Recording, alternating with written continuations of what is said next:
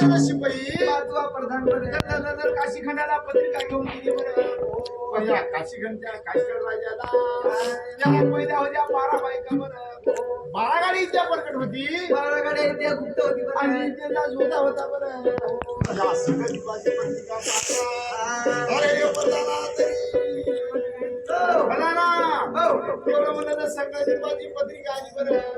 हा सगळं दिवसा राजा दिवसाई आणि तेवढं म्हणत राजा दिवसाची कन्या जाई बरं. आणि तेवढी जाई मला परनाय जायचं आहे बरं. काय झालं? अहो, कमाल आहे राजा तुम्हाला. पहिल्याच 12 बायका. हो आता 13वीची आशा आणि हात राहिले हो. कसा म्हणून राहो काका पुण्यात ते मोठा. हो माझा राग येत नाही का असं आपसुकून आणि पुरल्यावर सांगा बरं. काय काय? अहो, कमाल आहे राजा. पहिलेच मला 12 बायका. हो 13व्या बायकोची काय आशा करायली हो तुम्ही? अहो काका माणसाची माय मराव पण आशा मरू नये. कोणती आशाच करावं का मग? भयाचं काय कमी आहे असं अभद्र बोलू नये. मला जायचं म्हणजे जायचं काका. काय बोलायचं काय? कमी नाही म्हणून काय बायकाच करावं का हो? मला जायचं शिवता काही म्हण काय म्हणता हे म्हणाले राजा खरं आकरण नको म्हणून करू द्या म्हणाले. बरोबर म्हणलं बरं. या तेवढं म्हणलं काशीगर राजानं बरं. तेवढं म्हणलं तर अंगाला हळद बरं. हिऱ्याला भाषी बांधलं. नवरी तर त्या चंपावतीच्या लाल याला बरं. प्रधाना काही राजा मयाची बाईची गरज असेल बरं.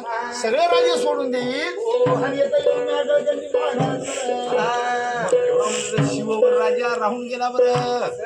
राजा चंपासाई म्हणतो प्रधाना राहूबाई कोणता राजा राहिला का बरं. आता सगळे राजे झाले हो. झाले टोटल राजे झाले हो. अरे एखादा राहिला असेल हो एक राहिला हो. कोणता शंभरचा संभाजीचा कोणता वरती आता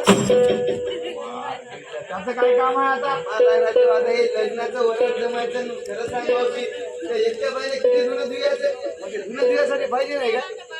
बाबा त्याला लवकर मूळ पत्रिका देऊन विसरू का तू. जुनारा स्वयंपाक करणारा यायला विसरू नका बरं. हो हे लग्नाचे खातून गेलं नाही झालं.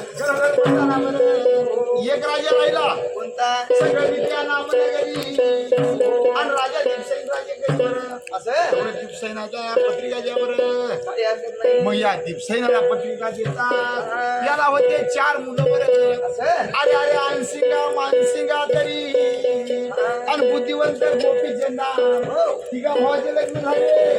गोपीचंदाचे लग्न झालं नाही बरं. येथून चंपावतीला जायचं. चंपसेनाची कन्या जाई बरं. भरून आणायची.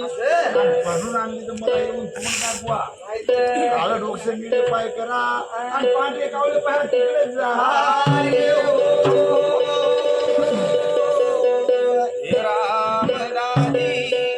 मग तो चौघाला भाव आहे बरं. मग तेवढं म्हणलं तर वल्लाचं दर्शन घेतलं बरं. मग एवढे या गोपीचंदाला हाय